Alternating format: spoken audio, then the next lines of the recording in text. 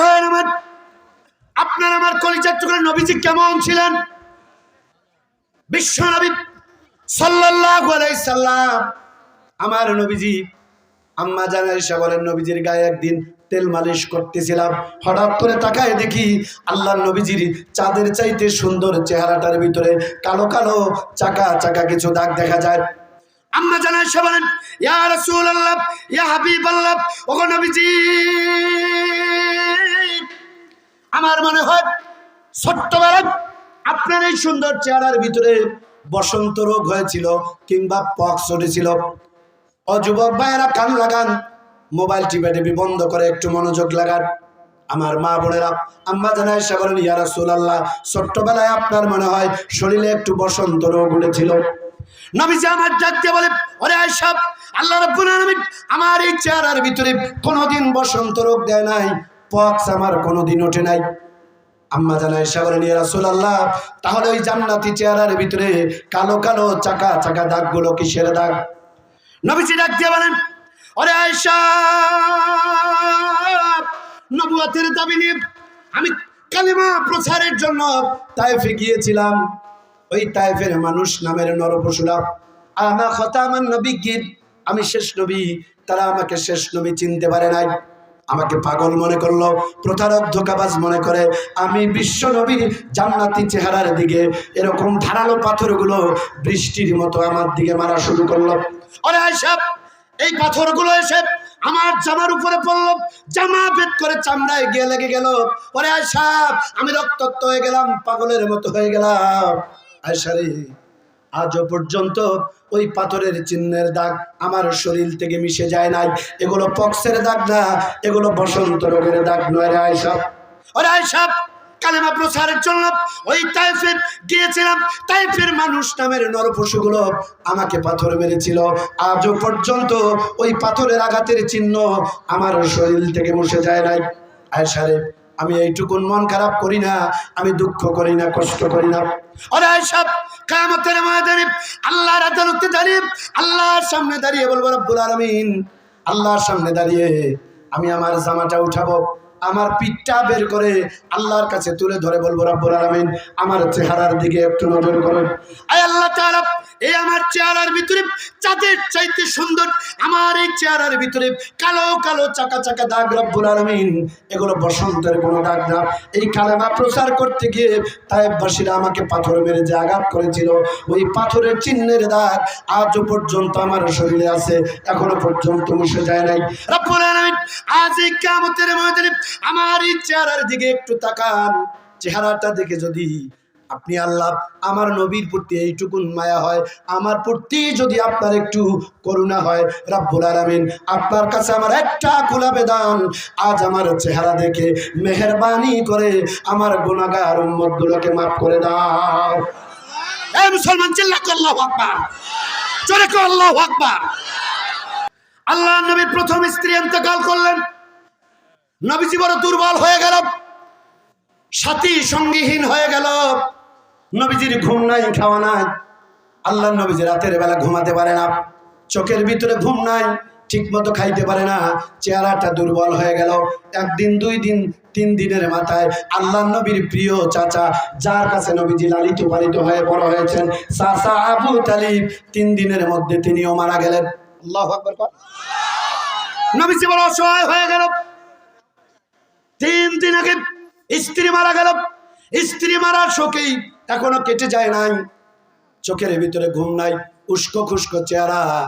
মাত্র 3টা দিন যে চাচার কাছে বড় হলো, যে চাচার আদর্শ আগে আল্লাহর নবী লালিত পালিত হলেন, একটু কষ্ট হলে যে চাচার কাছে গেলে চাচা বুকে টেনে নিত, যে চাচার বুকে মাথা দিয়ে রাতের বেলা ঘুমাতেন, যে চাচা নিজের ছেলেকে রাতের বেলা সাথে না রেখে আল্লাহর নবী মুহাম্মদুর রাসূলুল্লাহ সাল্লাল্লাহু আলাইহি সাল্লামকে বুকে জড়িয়ে ধরে রাতের বেলা ঘুম পাড়ায় দিত।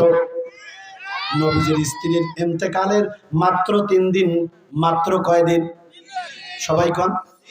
সালাসা ইয়াউমা, মাত্র 3 দিন। নবীজির ওই চাচাও মারা গেল। নবীজি বড় নিঃস্ব হয়ে গেলেন। আল্লাহর নবীজি দুর্বল হয়ে পড়লেন রাতের বেলা। ঘরের দরজা নক করে, নবীজির শরীরটা বড় দুর্বল। 3 দিনের ভিতরে 2 জন প্রিয় মানুষ আর শোক আল্লাহ নবীকে চিপে ভরে ধরেছে। শুকনা হয়ে গিয়েছে চেহারা, দুর্বল হয়ে পড়েছে নবীজি আমার। গভীর রাত, মিস্টার আবু জাহেল নবীজির এই সরলতার সুযোগটা কাজে লাগালো। গভীর রাত আল্লাহ নবীজির কাছে চলে আসলেন।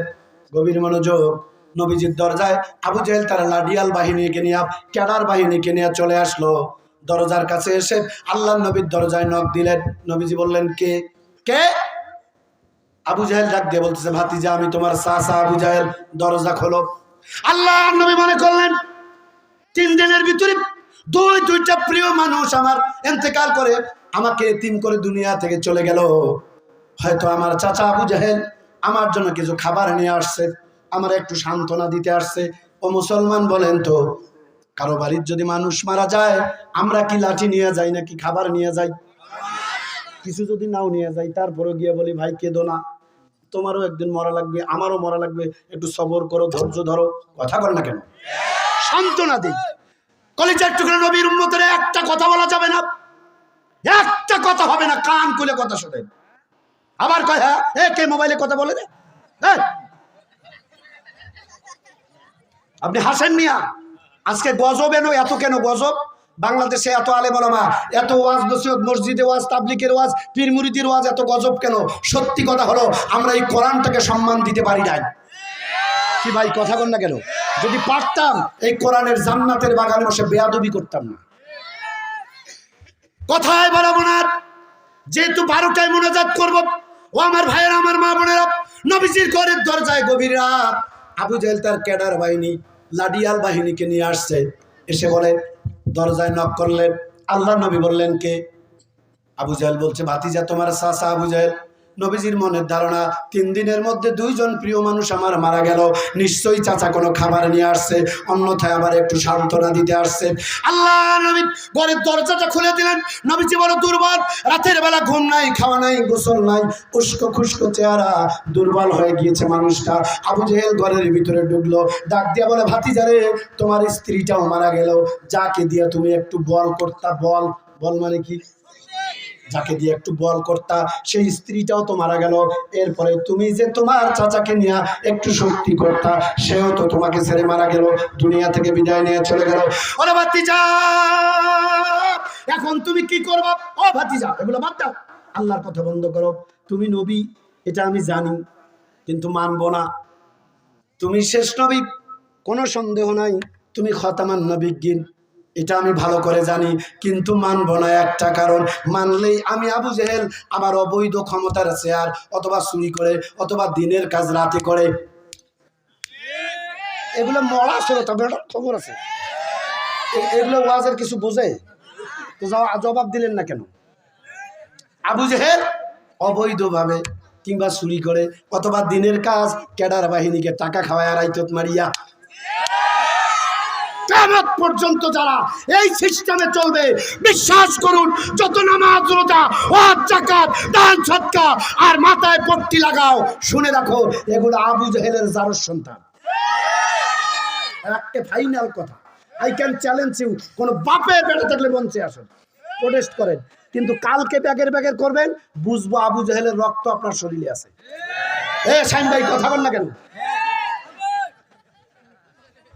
হ্যাঁ, কি বিরক্ত হচ্ছে?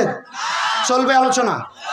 আবু জাহেল আল্লাহ নবীকে গভীর রাত প্রস্তাব দিচ্ছে, ভাতিজারে, স্ত্রীও মারা গেল, আমার ভাই তার মানে তোমার চাচা, সেও তো মারা গেল, কাকে নিয়ে এখন বল করবা? হতে তুমি এগুলা বাদ দাও, তুমি খালি কোন রকম আমার কথা শোনো, আমার কথা মেনে নাও, যেমন করেই হোক আমি যখন ক্ষমতায় আসি আমারে খালি মেনে নাও, তোমার প্রয়োজনে একটা বড় পদ দিব। আমার রাসূলকে গভীর রাত প্রস্তাব দিচ্ছে, খুব ভালো করে শুনেন, খুব ভালো করে বলতেছে, প্রয়োজনে একটা ভালো পদ দিব, ধরেন রাষ্ট্রপতি বানাবো, তারপরে মক্কার ভিতরে সবথেকে বড় বাড়ি থাকবে মুহাম্মাদের নামে, আল্লাহু আকবার, সব থেকে দামি গাড়ি তোমাকে কিনে দিব, সুন্দরী নারী যত লাগে তোমাকে দিব, যা চাইবা তাই পাবা, চাওয়ার আগে পেয়ে যাবা, শুধু একটাই কাজ হলো, যেমন করে এই ক্ষমতা আসছি ওটা পরের কথা, খালি আমারে মেনে নাও।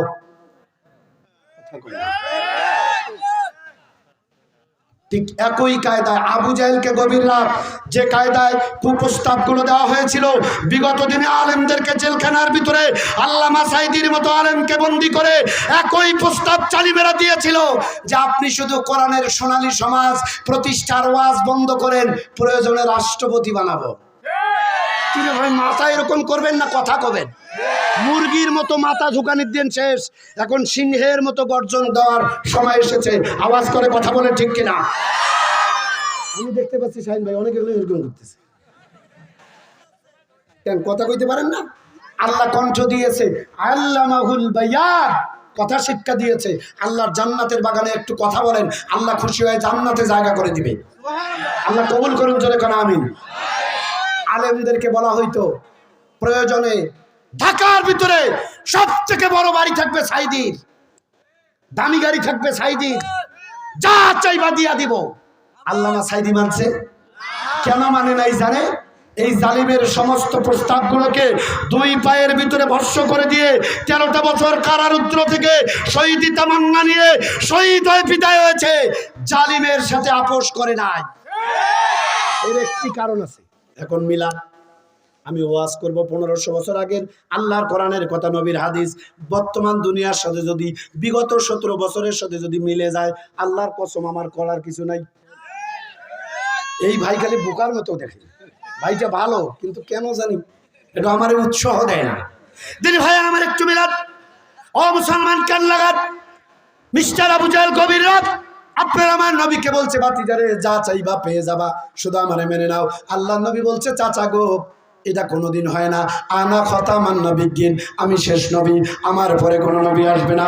ও চাচা, দুনিয়ার কোনো সম্পদের লোভ, ক্ষমতার লোভ আমাকে আল্লাহ থেকে, ইসলাম থেকে, নবুয়াতের পথ থেকে সুর পরিমাণ, জাররা পরিমাণ সরাতে পারবে না। ও চাচা শুনে নাও, একটা দাওয়াত আমি দিচ্ছি, গভীর রাত 3 দিন আগে স্ত্রীটা মারা গেল, 3 দিন পরে চাচাও মারা গেল। ও চাচা, আজ এই গভীর রাত যত লোকজন নিয়ে আপনি আমার কাছে এসেছেন, চাচা একটা দাওয়াত আজকে আবার দিচ্ছি, আমি শেষ নবী, আপনি শুধু আমার এই নবী মেনে নেন আর জবান দিয়া পড়ে নেন লা ইলাহা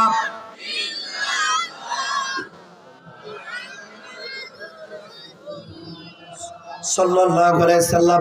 চাচা আপনি শুধু এই কালিমাটা পড়ে নেন, আমি নবী গ্যারান্টি দিচ্ছি কিয়ামতের ময়দানে আল্লাহর আদালত থেকে ঝগড়া করে হলেও আপনাকে আল্লাহর জান্নাতে নিয়ে যাব। আল্লাহু আকবার। মুসলমান ভাইরা একটু কান লাগান, ও মা বোনেরা, বিশ্ব নবীর উম্মতেরা, দরদি উম্মতেরা, যে নবীর সুপারিশ ছাড়া কেউ জান্নাতে যেতে পারবো না। ও বন্ধুগণ আমার, নবীজি যখন এই কথা বলেছে, আবু জাহেল একটু দেরি করে নাই, রাগ করেছে, সাথে সাথেই তার কুত্তা বাহিনীকে লেলিয়ে দিয়েছে, লাডিয়াল বাহিনীকে লেলিয়ে দিয়েছে। মুহাম্মদ 3 দিন আগে স্ত্রী মারা গেল, 3 দিন পরে চাচা মারা গেল, এমন একটা দুর্বল চেহারা, এমন একজন শোকী মানুষ, দুঃখী মানুষ, এমন মানুষকে এই গভীর রাত আবু জাহেল তার লোকজনকে নিয়ে এবার মারপিট করা শুরু করলো। আল্লাহর নবীজি রক্তাক্ত হয়ে গেলেন। ভাইয়ের আমার, নবীজি আমার অজ্ঞান হয়ে গেল। কাফের মুশরিকরা ওরা মনে করলো আল্লাহর নবী আব্দুল্লাহর 3 বেটা, মুসলমানদের লিডার, কুতিলা মুহাম্মদ, কুতিলা মুহাম্মদ, তার মানে মুহাম্মদ মারা গিয়েছে। ওরা মনে করলো মুহাম্মদ মারা গিয়েছে। এবার এই আনন্দে তারা আত্মহারা হয়ে গেল। কুতিলা মুহাম্মদ, মুহাম্মদ আর নাই। ওদের টার্গেট একটাই, চোর ডাকাত, সন্ত্রাস, খুনি, হাইজাকার, মস্তান, তাসারু, জুয়ারু, মদারু, টেন্ডারবাজ, এগুলো কোনো ব্যাপার না। ব্যাপার হলো মুহাম্মদ সাল্লাল্লাহু আলাইহি ওয়াসাল্লাম নামক মলবি ঠেকাইলেই ক্ষমতায় থাকা যায়। কিরে ভাই কথা কস না কেন? বিগত দিনের এই ছেলে, এই সিট ডাউন, সিট ডাউন, বসেন, আমার দিকে কথা বলে যাবেন। I am very sensitive. কি মনে করেছেন আপনারা আমি কি আপনার বাড়ি থেকে নিয়ে আসছি নাকি? আচ্ছা আমি কি গালি দিলাম?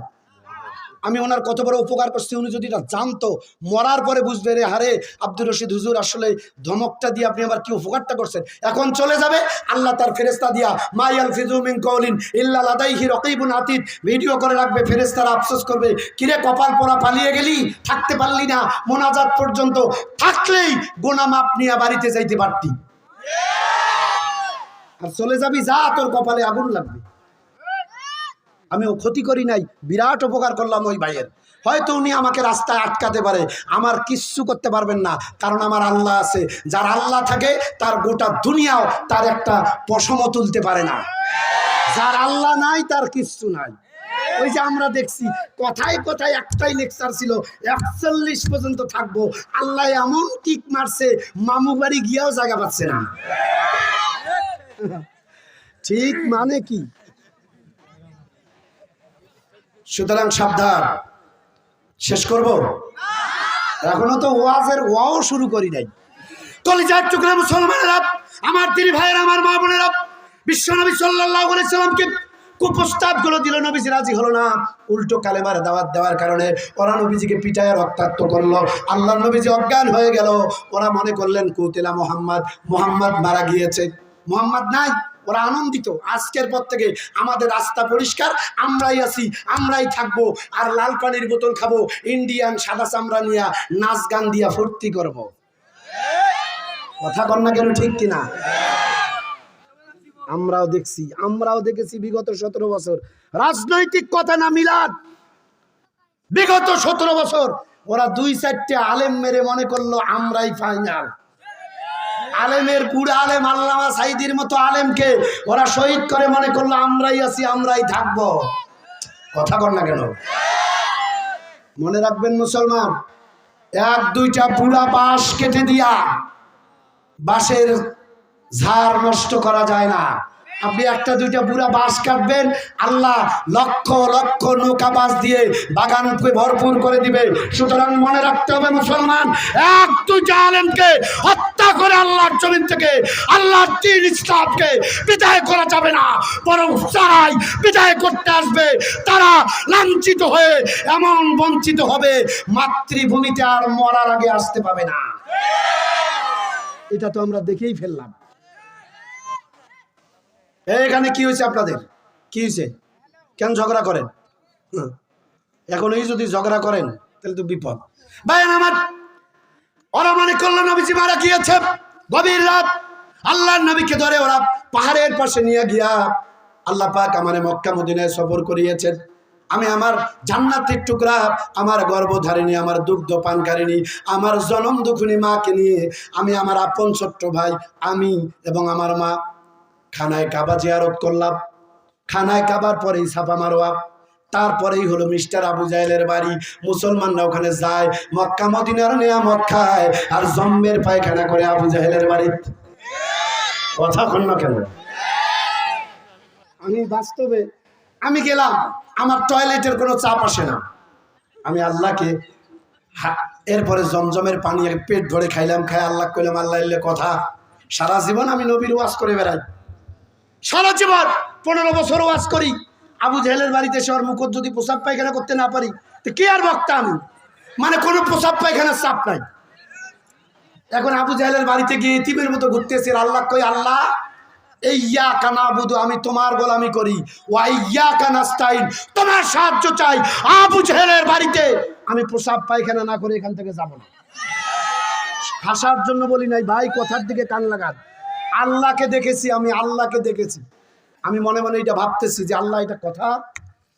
বিশ্বাস করেন, হঠাৎ করে আমার নাভির কাছে এমন ভাবে একটা মসজিদ দিল, মনে হয় ভিতরে ওরা স্লোগান দেওয়া শুরু করতেছে, তাড়াতাড়ি চল, তাড়াতাড়ি টয়লেট হাট, আল্লাহু আকবার কর। আমি আল্লাহ দেখেছি, আমার বলতে দেরি, নাভির কাছে মসজিদ দিতে দেরি নাই, টয়লেটে গিয়া জম্মের প্রসাব পায়খানা করেছি, আর বলেছি আল্লাহ ডাইরেক্ট আবু জাহেলের মুখে পায়খানা করে দিলাম। কি এক শান্তি! শোনেন, হাসার জন্য বলছি না।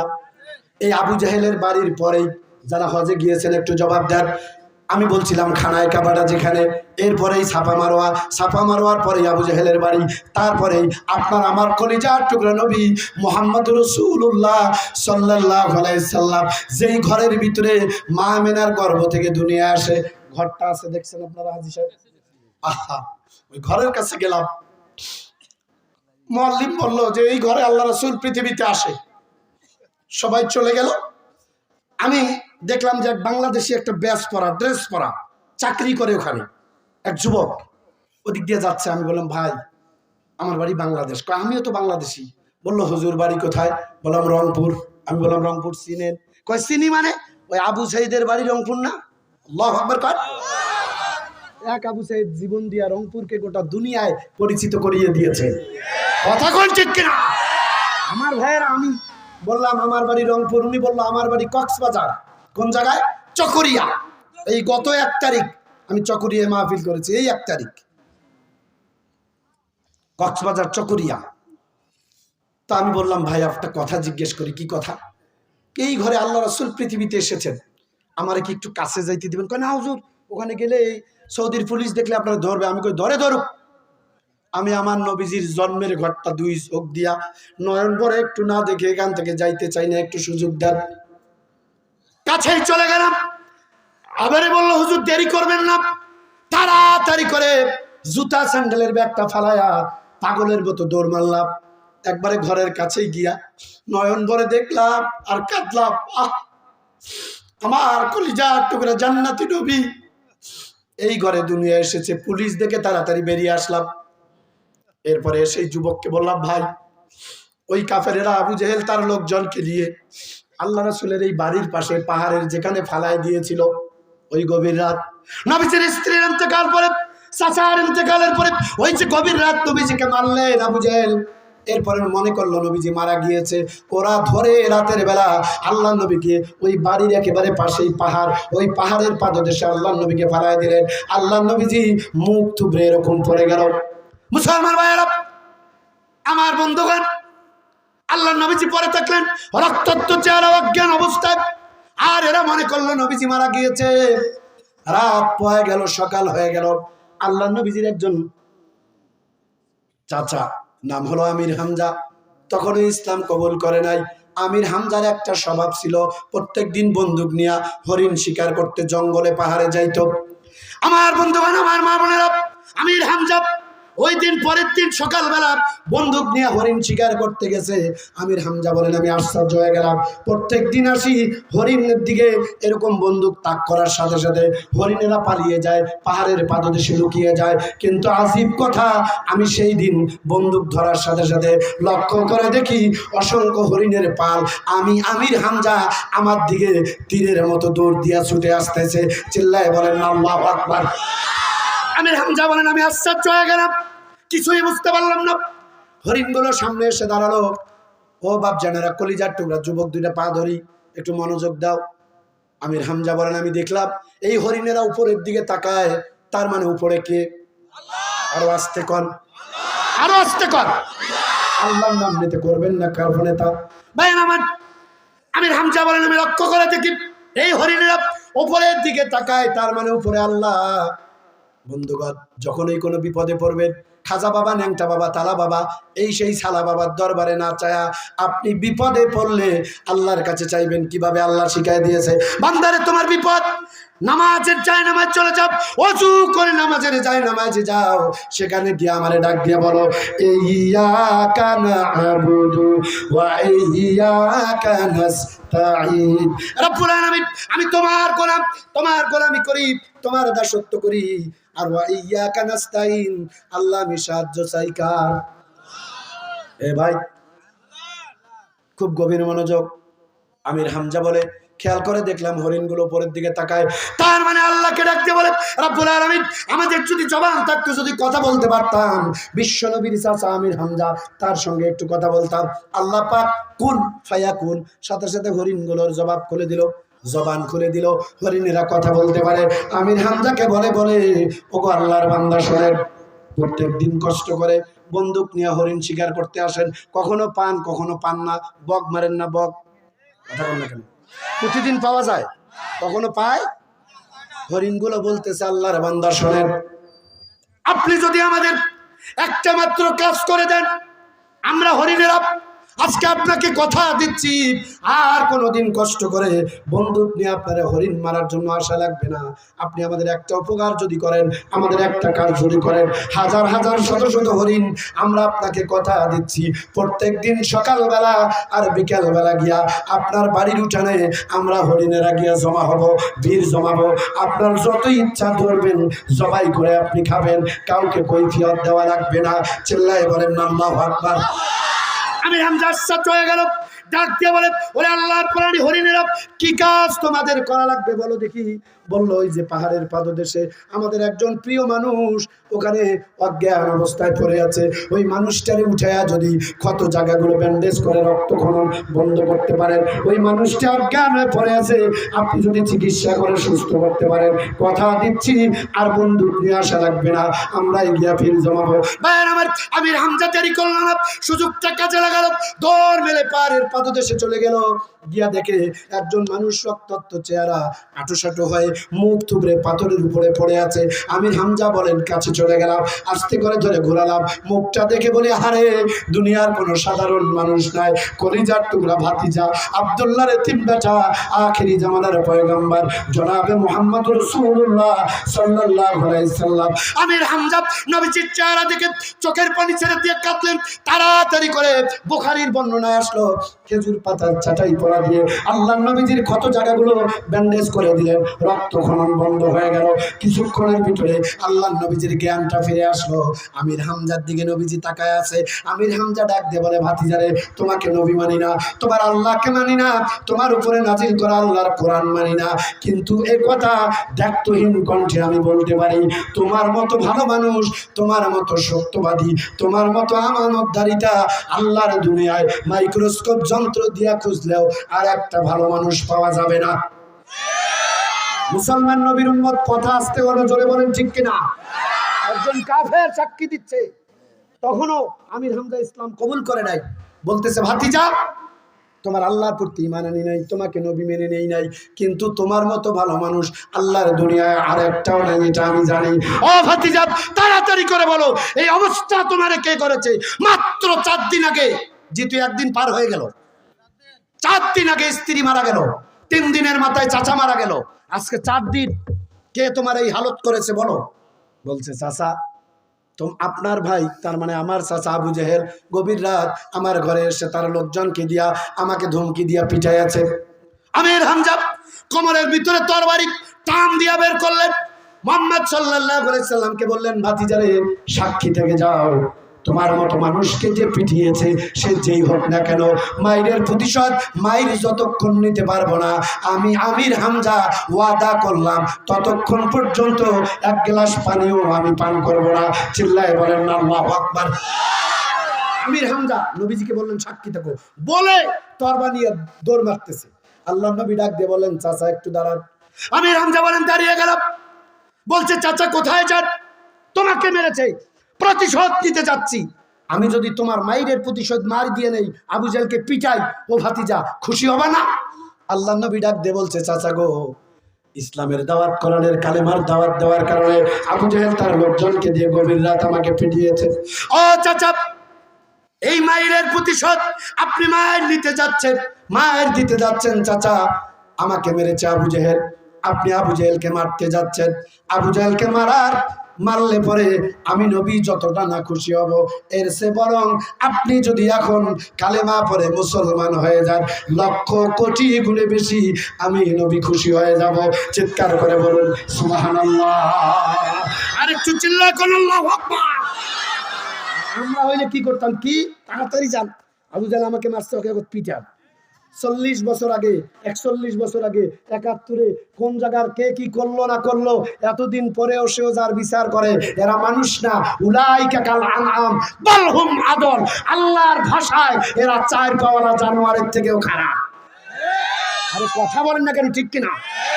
কে বা কারা আকাম কুকাম করলো, কুত্তায় কুত্তায় মারামারি, আমি মৌলভি জেল খাটি না, বুঝাইতে পারলাম না আপনাদের কথা, কোন ঠিক কিনা?